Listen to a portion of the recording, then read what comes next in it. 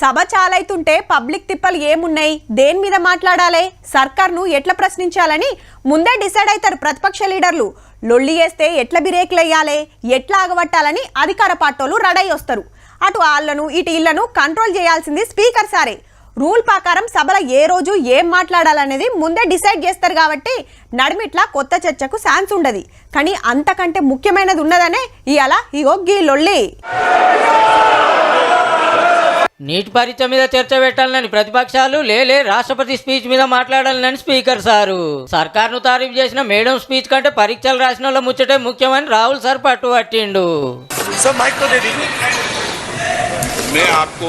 Position और सरकार के साइड से कि आज स्टूडेंट्स की रिस्पेक्ट करने के लिए हम नीट पर डिस्कशन करें. మాట్లాడుతుంటే మైక్ కట్ చేసే వరకు ఇండియా గ్రూప్ కెళ్ళి ఇంకింత జోరైంది లొల్లి. 2 मिनट नहीं, मैं आपको पूरा समय दूंगा. हर मुद्दे पर राष्ट्रपति अभिभाषण पर आप चर्चा कर सकते हैं. ఇట్లయితే కష్టమని సభను వాయిదేసి మళ్ళా చాలు చేసినా గడబడాగలే. ఇక లాభం లేదని సోమవారం రాపోర్రని అందరిని ఇంటికి తోలిండు స్పీకర్ సారు.